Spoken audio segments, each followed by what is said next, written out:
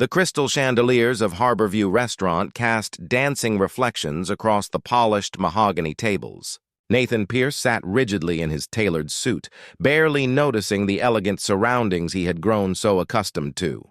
His attention remained fixed on the tablet in front of him, where financial reports demanded his immediate review. Across the table, his 8-year-old son Oliver pushed food around his plate with a fork, his small shoulders hunched inward. The business dinner had been Nathan's idea. 3 potential investors sat around the table discussing expansion plans for Pierce Luxury Hotels with enthusiasm that Nathan normally would have shared. Tonight, however, something felt different. A heaviness hung in the air that even the most promising profit margins could not dispel. Oliver's breathing had become uneven. Nathan glanced up briefly, noting his son's reddening eyes, before returning to the conversation about quarterly projections. The investors shifted uncomfortably as the young boy's distress became impossible to ignore. The breaking point, a soft sob escaped Oliver's lips. Then another. Within moments, tears were streaming down his face as he tried desperately to muffle the sound with his napkin. The surrounding tables began to notice, their quiet conversations pausing as they glanced toward the Pierce party with a mixture of concern and judgment. Nathan felt his jaw tighten with embarrassment. This was the most important pitch meeting of the quarter, and his son was falling apart in public. He reached across the table and placed a firm hand on Oliver's arm. "Please, Oliver, not here. We talked about being strong in public." The words only seemed to make things worse. Oliver's tears fell faster, his small body trembling with the effort of holding back his emotions. One of the investors cleared his throat awkwardly and excused himself to take a phone call. The others exchanged uncomfortable glances. Nathan had forgotten. In the chaos of merger negotiations and property acquisitions, he had completely forgotten that today marked exactly 1 year since his wife Rebecca had died in a car accident.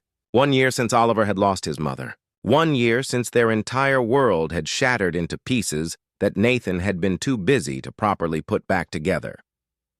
A gentle intervention. Claire Morrison noticed the scene unfolding from across the dining room. In her 4 years working at Harborview, she had served countless wealthy families, but something about the small boy's silent suffering pulled at her heart in an unexpected way. She recognized that particular kind of grief. She had seen it in her own daughter's eyes after her ex-husband abandoned them 2 years ago.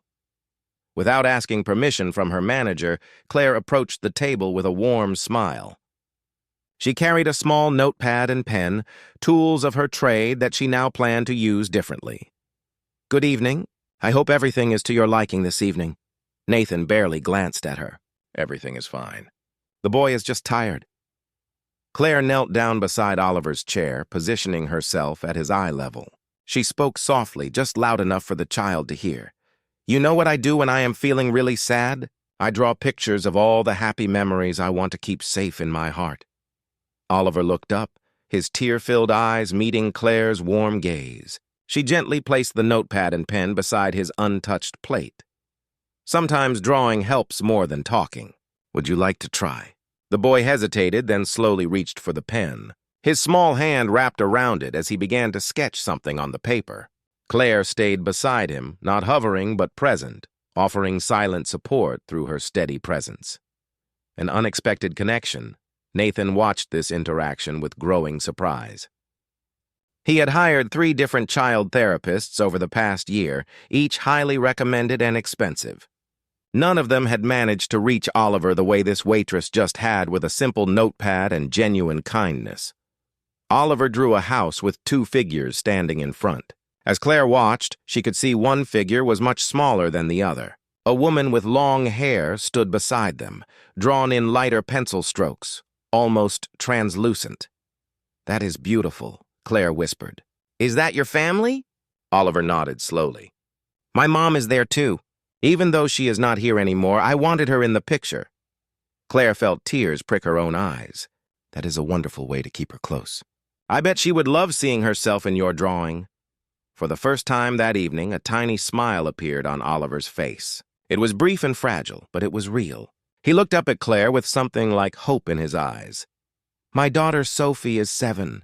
She draws pictures like this too. Sometimes when we are both missing someone, we draw them into our family pictures. It helps us remember that love does not disappear just because someone is gone. Nathan sat frozen watching this exchange. Something shifted inside his chest, a painful recognition of how deeply he had failed his son.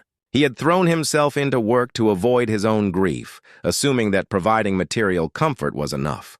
He had hired people to manage Oliver's schedule, oversee his homework, ensure he ate properly. But he had not truly seen his son's pain until this moment. Seeds of change. As Claire stood to leave, Oliver grabbed her hand quickly. "Thank you," he whispered, his voice still thick with tears but steadier now. "Any time, sweetheart.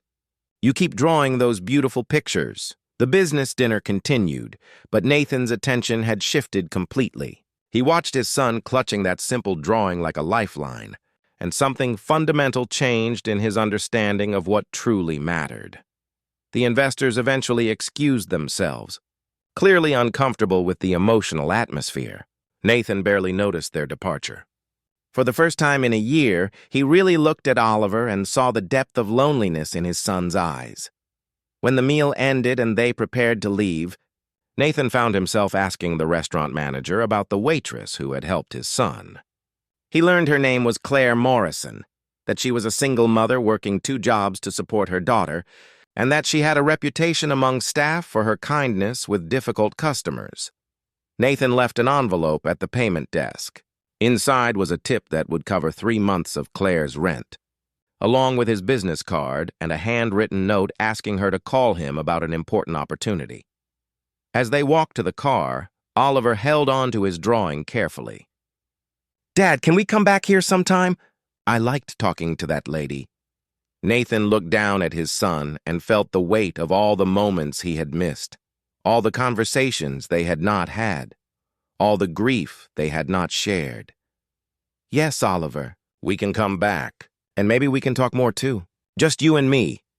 It was a small promise, but it was a beginning. Neither of them knew yet how profoundly that evening would change everything. Claire woke to sunlight streaming through the thin curtains of her small apartment. Sophie was already awake, humming softly as she arranged her stuffed animals in a careful line across her bed. The peaceful morning routine felt precious to Claire, these quiet moments before the chaos of their day began. She made breakfast while mentally calculating which bills could wait another week. The rent was due in 5 days, and even with her tips from last night, they would still be short. She had picked up an extra shift at the coffee shop for Sunday morning, which meant less time with Sophie, but there was no other choice. "Mommy, can we go to the park today?" Sophie asked, spreading jam on her toast with intense concentration. "Maybe after my second shift, baby. We will see how much energy Mommy has left."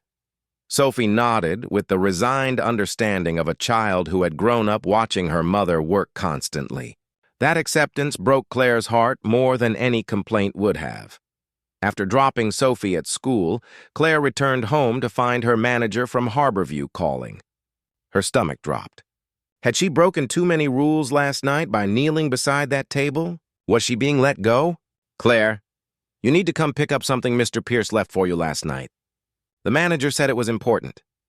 An hour later, Claire stood in the restaurant office, staring at an envelope that contained more money than she typically earned in 3 months. The check inside made her hands shake. Attached to it was a business card with a phone number written on the back in precise handwriting. "This must be a mistake," she whispered. "Mr. Pierce was very specific. He left this for you personally, along with instructions to contact him." The call that changed everything. Claire waited until Sophie was in bed that night before dialing the number. Her heart pounded as the phone rang once, twice, 3 times. Nathan Pierce speaking. His voice was deep and controlled. The voice of someone accustomed to commanding boardrooms and closing deals worth millions. "Mr. Pierce, this is Claire Morrison from Harborview Restaurant. I received your envelope, but I think there has been some confusion. This amount cannot possibly be correct." "There is no confusion, Miss Morrison. That tip reflects my gratitude for what you did for my son last night." Claire sat down heavily on her worn couch. "Mr. Pierce, I appreciate the gesture, but this is too much. I was just being kind to a child who needed help." "Exactly. and that is precisely why I want to discuss a proposal with you." Nathan paused, and Claire heard papers rustling in the background. "Would you be available to meet tomorrow morning? I would like to offer you a position." "A position? At one of your hotels?" "Not exactly. This is a more personal matter concerning Oliver. I would prefer to discuss the details in person." Claire's mind raced with possibilities and concerns. "Mr. Pierce, I have a daughter. My schedule is already stretched thin between 2 jobs. I do not know if I can take on anything else. Bring her." "I would like to meet Sophie. Shall we say 10 o'clock at my office?" Before Claire could fully process what was happening, she found herself agreeing. After hanging up, she sat in the darkness of her living room, wondering if she had just made a terrible mistake or stumbled into an opportunity that could change their lives. The office meeting, Pierce Luxury Hotels. Headquarters occupied the top 15 floors of downtown Seattle's most prestigious building. Claire felt completely out of place in the marble lobby, wearing her best dress that suddenly seemed shabby compared to the designer suits rushing past her. Sophie clutched her hand tightly, eyes wide at the towering atrium and the waterfall feature that dominated the entrance. A security guard checked their names against a list and directed them to a private elevator that opened directly into Nathan Pierce's office suite. The space was breathtaking. Floor-to-ceiling windows offered panoramic views of the city and Puget Sound beyond. The office itself was minimalist and expensive, every piece of furniture carefully selected to project power and success. Nathan stood as they entered, and Claire was struck again by how different he seemed from the distracted father at the restaurant. Here in his domain, he radiated confidence and control, but when he looked at Sophie, something softened in his expression. "Miss Morrison, thank you for coming." "And this must be Sophie." Sophie hid partially behind Claire's leg, overwhelmed by the unfamiliar surroundings. "Hi, Sophie. I have a son named Oliver. He told me this morning that he hoped I would get to meet you." At the mention of Oliver, Sophie peeked out with interest. "Is he the boy from the restaurant?" "Mommy told me she helped him feel better." "She did." "Very much so." Nathan gestured to a seating area where comfortable chairs faced the windows.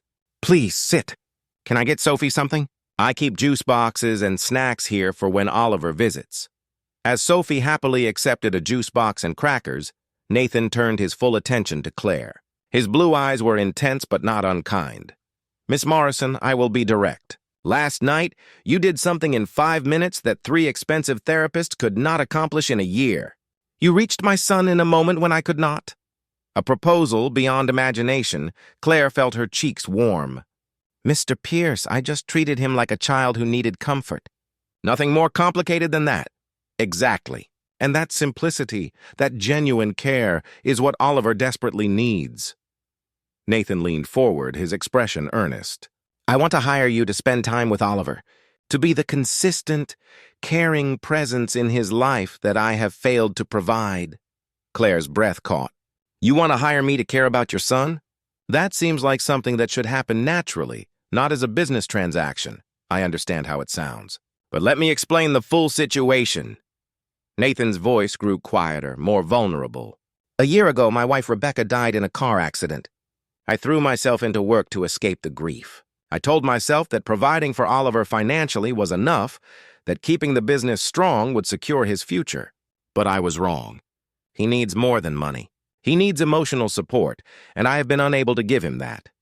Sophie had moved to the window, pressing her face against the glass to watch the boats on the Sound below. Claire watched her daughter for a moment before responding. "Mr. Pierce, I am a waitress and a barista.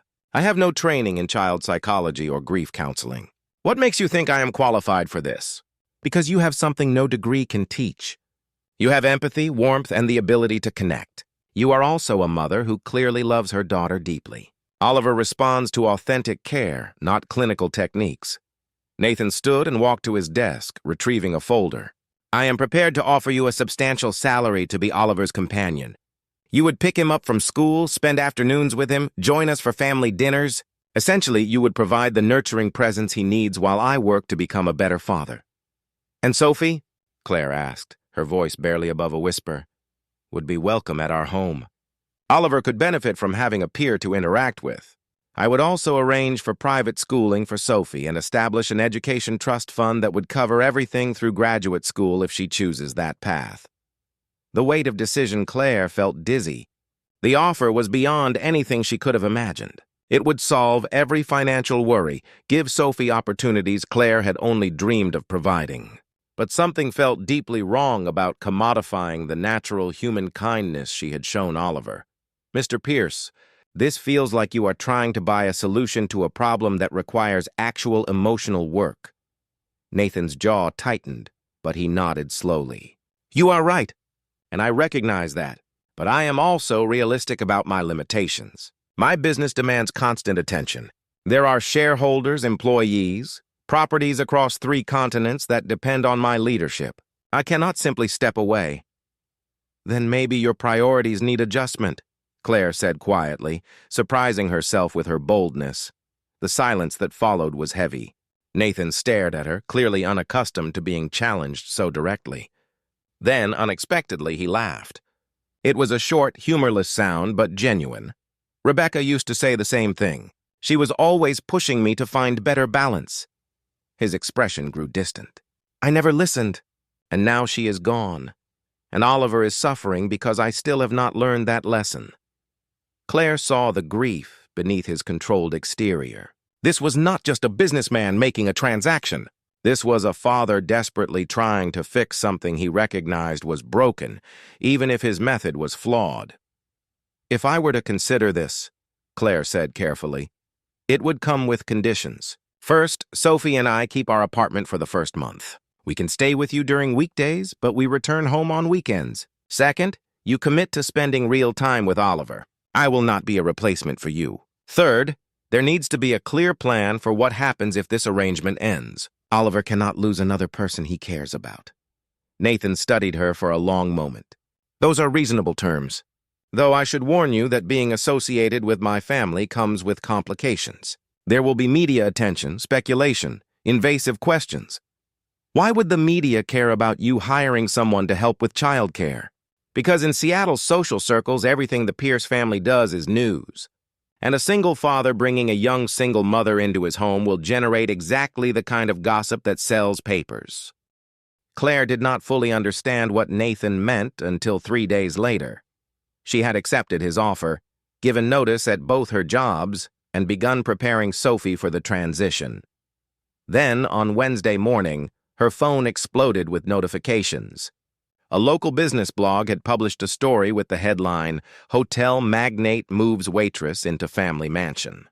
By noon, the story had been picked up by entertainment news sites, each one more sensational than the last. By evening, photographers were camped outside her apartment building. "Miss Morrison, are you and Nathan Pierce in a relationship? Is this a modern fairy tale romance? How does his late wife's family feel about this development?" Claire tried to shield Sophie from the cameras as they rushed from their car to the building entrance. Inside, her phone rang immediately. Nathan's name appeared on the screen. "Pack essentials for you and Sophie. Security is coming to get you now. You are moving into the estate tonight. But our agreement was to wait a month. The situation has changed. They are running background checks on you already. By tomorrow, they will publish everything from your credit history to your childhood dental records. Is that what you want Sophie exposed to?" Claire looked at her daughter, who was peering nervously through the window blinds at the crowd below. "No, that is not what I want. The team will be there in 20 minutes. They will handle the media and get you out safely." As she hung up and began frantically packing, Claire realized with sinking certainty that her old life was already gone. The quiet anonymity she had cherished, the simple routine she and Sophie had built together, had been shattered by cameras and headlines and public speculation. She had wanted to help a grieving child. She had not anticipated that kindness would thrust them into a spotlight neither of them was prepared for. The security team arrived exactly on time, professional and efficient. They created a path through the photographers, loaded Claire and Sophie into an armored vehicle, and drove them through streets that suddenly felt unfamiliar, despite having lived in this city her entire life. As they approached the massive gates of the Pierce estate, Sophie pressed against Claire's side. "Mommy, is everything going to be different now?" Claire wrapped her arm around her daughter, holding her close. "Yes, baby. I think everything is going to be very different." The gates swung open, and they entered a world that seemed impossibly far from the small apartment they had called home just hours before. The Pierce estate sprawled across perfectly manicured grounds that seemed to glow under carefully placed landscape lighting. Claire held Sophie's hand as they walked through the grand entrance, their footsteps echoing on marble floors that reflected the light from an enormous modern chandelier overhead. Nathan waited in the main sitting room, and beside him sat Oliver, still awake despite the late hour. The boy wore pajama pants and a faded shirt, his hair slightly messy. In his arms, he held a stuffed giraffe that looked well-loved and worn. "I know this is not how we planned things," Nathan began, his voice apologetic. "The media attention should fade once they realize there is no scandal to report." Sophie had stopped just inside the doorway, suddenly shy in the overwhelming space. Oliver noticed her hesitation and slid off the sofa, walking slowly toward them with the giraffe extended. "This is Gerald. He helps when new things feel scary. You can hold him if you want." The simple gesture broke through Sophie's anxiety. She accepted the stuffed animal with a small smile, hugging it close. "Thank you. He is very soft. He has been my friend since I was little. My mom gave him to me." Oliver's voice dropped to a whisper. "She is not here anymore, but Gerald still remembers her." Sophie looked up at Claire, then back at Oliver. "My dad left and never came back. Sometimes I pretend he did not mean to go, that maybe he got lost and could not find his way home." The two children stood there, connected by their shared understanding of loss. Claire felt tears prick her eyes at the raw honesty of their exchange. Nathan had turned away, but she could see the tension in his shoulders. A home within a house Marcus. Reynolds, the head of security, appeared quietly in the doorway. His military bearing was softened by genuine kindness in his eyes as he addressed Claire. "Miss Morrison, if you will follow me, I will show you to your quarters. We have prepared the West Wing for you and Sophie." The West Wing turned out to be a self-contained apartment within the mansion. 3 bedrooms, a full kitchen, a living area with comfortable furniture, and a playroom that made Sophie gasp with delight. Toys lined the shelves, art supplies filled drawers, and a reading nook by the window overlooked the gardens below. "Mr. Pierce wanted to ensure you had privacy and independence," Marcus explained. "This wing has its own entrance and security system. You can come and go as needed." After Marcus left, Claire and Sophie explored their new space. Everything was beautiful, expensive, and somehow impersonal. Claire found herself missing the worn couch in their apartment, the kitchen where she knew exactly which cabinet held the plates, the familiar creaks and sounds of home. Sophie climbed onto one of the beds, still holding Gerald the giraffe. "Mommy, this room is bigger than our whole apartment." "I know, baby. It is quite something, is it not? Do you think Oliver is lonely here? It is so big. I would be scared to sleep alone in such a big house." Claire sat beside her daughter, smoothing her hair back. "That is a very thoughtful observation. Maybe that is part of why we are here, to help Oliver feel less alone." "Can I give Gerald back to him? I think he might need his friend tonight." The simple empathy of her 7-year-old daughter filled Claire with pride. "That is a wonderful idea. Let me go see if he is still awake." Night conversations. Claire found Nathan alone in the sitting room, staring at a glass of untouched whiskey. He looked up as she entered, surprise crossing his features. "Is everything all right with your accommodations?" "Everything is beautiful. Almost too beautiful." Claire sat in the chair across from him. Sophie wanted to return Oliver's giraffe. She thought he might need it tonight. Something shifted in Nathan's expression. "Oliver has not let anyone else hold Gerald in over a year. The fact that he offered it to Sophie means he is already connecting with her. Mr. Pierce, can I ask you something? Nathan, please. Given the circumstances, formality seems unnecessary. Nathan, then. Why did you really bring us here tonight? The media attention is bad, but not dangerous. We could have managed another few days in our apartment.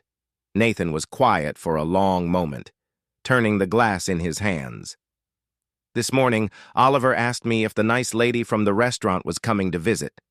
When I told him yes, he smiled. It was the first real smile I have seen from him in months. Then, when I saw the news stories, I realized those reporters would find you, would harass you, would make your life miserable, and Oliver would blame himself for bringing that trouble to you. He finally looked up, meeting Claire's eyes. I could not let my son lose another person he had started to care about. Even if our arrangement had not officially begun, I knew he was already hoping you would be part of his life. I could not let the media destroy that before it even started. The raw honesty in his voice surprised Claire. This was not the controlled businessman she had met in his office. This was a father terrified of failing his child again. You love him very much, Claire said softly. You just do not know how to show it anymore. Rebecca was the heart of our family. She knew how to talk to Oliver, how to comfort him, how to make him laugh. I was always the one working late, missing school events, prioritizing business over everything else.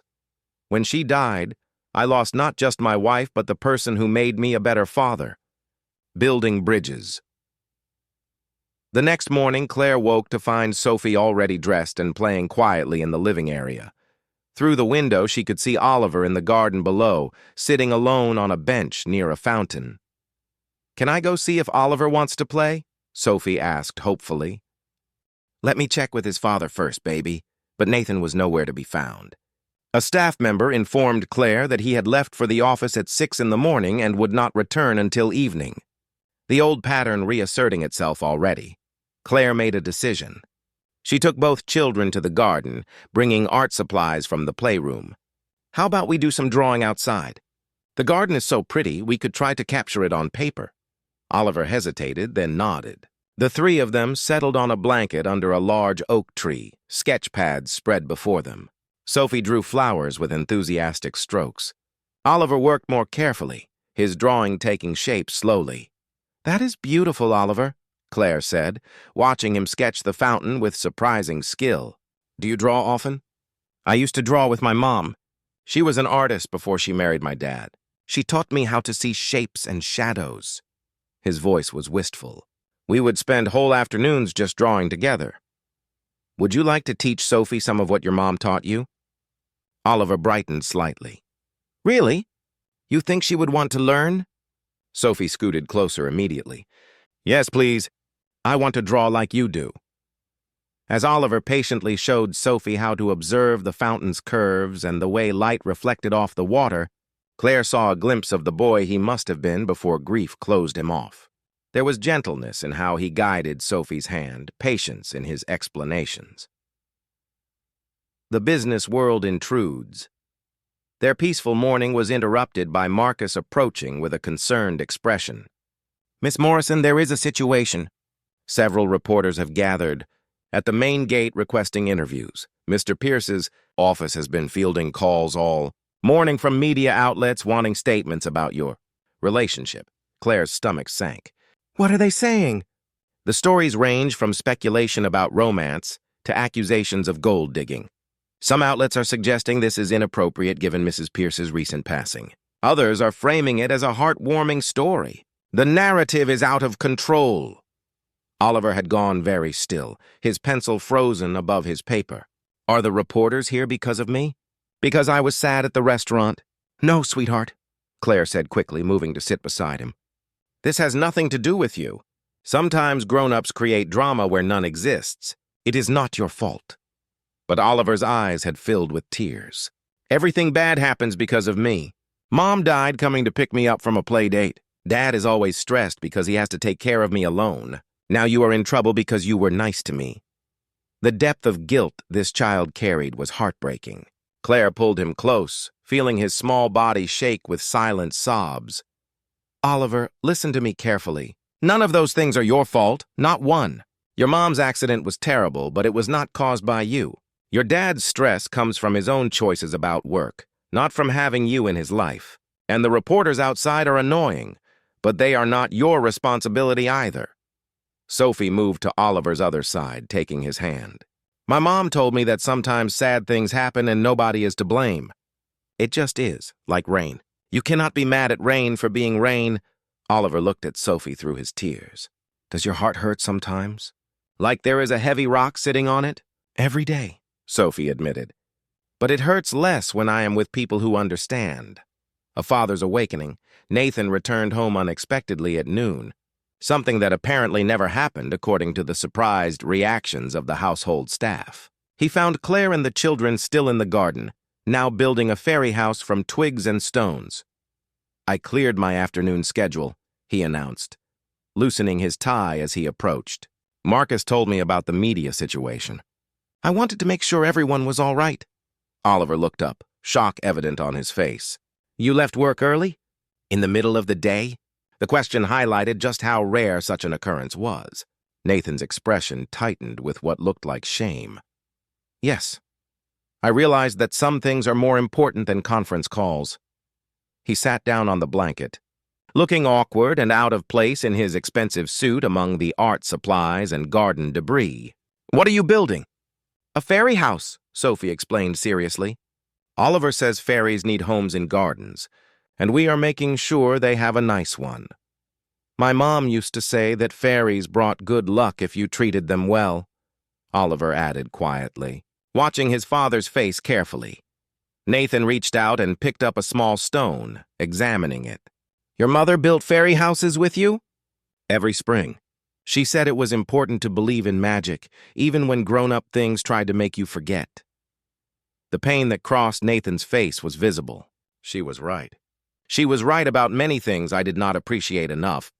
For the next hour, Nathan stayed with them, helping build the fairy house, despite his complete lack of knowledge about such things. He followed Sophie's enthusiastic instructions and accepted Oliver's gentle corrections, and slowly, something began to shift in the dynamic between father and son. Unexpected allies. That evening, after the children were in bed, Nathan and Claire sat in the study reviewing the media coverage. Most of it was speculation and sensationalism, but a few pieces were thoughtful, discussing the challenges of single parenthood and the importance of support systems for grieving children. My PR team wants to release a statement, Nathan said, rubbing his temples. Something bland about hiring qualified childcare support. But that feels wrong somehow, like we are hiding or ashamed. Maybe because it reduces what we are trying to do to a business transaction, Claire suggested. Oliver does not need childcare. He needs people who genuinely care about him. How do you explain that, without it sounding exactly like what the tabloids are suggesting? Claire thought for a moment. What if we simply tell the truth? That Oliver and Sophie connected over shared experiences of loss, and that we as parents are supporting that friendship. No drama, no romance, just two families helping each other through difficult times. Nathan studied her with an expression Claire could not quite read. You are remarkably wise for someone so young. I am 29, not a child. And wisdom comes from experience, not age. I have spent years figuring out how to help Sophie heal from abandonment. I understand the work involved. And do you think Oliver can heal? Truly? The vulnerability in his question touched Claire deeply. I think Oliver can learn to carry his grief in a way that does not crush him. Healing does not mean forgetting his mother or pretending the pain never existed. It means finding ways to live fully despite the loss. Is that what you did? With Sophie's father? Claire nodded slowly. It took time. There were days I thought the anger and hurt would consume me. But I had Sophie depending on me, and that forced me to find a path forward. You have Oliver. Let him be your reason to do the hard work of healing too. Small victories. Over the following weeks, routines began to form. Claire picked up both children from school, bringing them home to afternoons filled with homework, creative play, and outdoor adventures in the estate's expansive grounds. Sophie and Oliver became inseparable, their friendship deepening as they discovered shared interests in drawing, building elaborate fantasy worlds, and reading adventure stories. Nathan started coming home earlier, joining them for dinner most evenings. At first, he was stiff and uncertain, clearly uncomfortable with the casual family atmosphere. But gradually, he relaxed. He began asking Oliver about school, really listening to the answers. He started reading bedtime stories, something he admitted he had not done since Rebecca died. One evening, Claire found Nathan and Oliver in the library, working together on a large puzzle. They were laughing about something, and the sound was so unexpected and precious that she stopped in the doorway, not wanting to interrupt. Oliver noticed her first. "Claire, come help. We are trying to find all the blue pieces for the sky." The casual use of her first name, the easy inclusion, spoke volumes about how far they had come. Claire joined them, and soon Sophie appeared as well, and they spent the evening as something that felt remarkably like a family, confronting the past. The fragile peace was disrupted when Nathan received a call from his late wife's parents. They had seen the media coverage and were demanding to meet Claire, expressing concern about who was influencing their grandson. The meeting was tense. Robert and Patricia Blackwell arrived at the estate with obvious disapproval radiating from them. They were elegant, wealthy, and grieving the loss of their daughter in a way that had calcified into bitterness. "We find it highly inappropriate that you have moved a stranger into our daughter's home barely a year after her death," Patricia said coldly, barely glancing at Claire. "With respect, Mrs. Blackwell, this is my home, and Miss Morrison is here because Oliver needs support that I have been unable to provide alone. Oliver needs family, not hired help masquerading as family." Claire spoke up, keeping her voice calm despite her racing heart. "Mrs. Blackwell, I cannot imagine how difficult this year has been for you. Losing Rebecca must have been devastating. But Oliver is also grieving, and he needs people around him who can help him navigate that grief. And you think you are qualified for that? A waitress with no credentials? I think I am someone who recognizes a child in pain and responds with compassion. That does not require credentials. It requires humanity." The silence that followed was heavy. Then, unexpectedly, Robert Blackwell spoke for the first time. "Patricia, we came here because we are afraid. Afraid of losing our connection to Oliver. Afraid of Rebecca being forgotten. Afraid of being replaced." He looked at Nathan with red-rimmed eyes. "But attacking people who are helping our grandson is not the answer." The conversation that followed was difficult but necessary. Boundaries were discussed, visitation schedules arranged, and slowly an understanding began to form. The Blackwells were not enemies. They were grieving grandparents who loved Oliver and feared losing him the way they had lost their daughter. Before they left, Patricia pulled Claire aside. "I apologize for my harshness. I see that you care for Oliver genuinely. That matters more than I initially wanted to admit." A new beginning. 3 months into the arrangement, the media attention had faded. The reporters found other stories to chase, other scandals to manufacture. Life at the Pierce estate had settled into a rhythm that felt sustainable and healthy. Nathan had restructured his work commitments, delegating more responsibilities and protecting his evenings and weekends for family time. He and Oliver had begun attending grief counseling together, finally processing the loss they had both been avoiding. Sophie thrived in her new school, making friends while maintaining her close bond with Oliver. The two children had become like siblings, arguing occasionally but fiercely protective of each other. One Saturday morning, Nathan found Claire in the garden, watching the children play near the fountain. He had been up early, unable to sleep, thoughts churning about everything that had changed. "I have been thinking," he said, sitting beside her on the bench, "about what comes next. The 3-month trial period has ended." Claire's heart sank. Was this the end? Had they served their purpose? "I would like to modify our arrangement," Nathan continued. "Make it permanent, not as employer and employee, but as something more collaborative. You have given Oliver something precious. You have helped him smile again, laugh again, hope again. But more than that, you have helped me become the father I should have been all along. Nathan, I do not need a formal arrangement. Oliver and Sophie are friends. We can maintain that regardless of employment contracts. I know. But I want you to know that you have a place here, a permanent place, for as long as you want it. This is your home too now. Yours and Sophie's. The children's laughter rang out across the garden, pure and joyful. Claire watched them, thinking about how far they had all come from that night in the restaurant when a little boy had cried and she had offered the simple gift of her attention. Thank you, Nathan, for trusting us, for letting us be part of Oliver's healing. Thank you for seeing what he needed when I was too blind to notice. As they sat together in the morning sun, watching their children play, Claire realized that families could be built in unexpected ways. Not through blood or formal arrangements, but through shared care, mutual support, and the courage to show up for each other in moments of need. The fairy house they had built that first day still stood in the garden, weathered but intact. And sometimes, on quiet evenings, all four of them would add to it together. Each contribution a small act of faith in the magic of connection and the healing power of love. The end.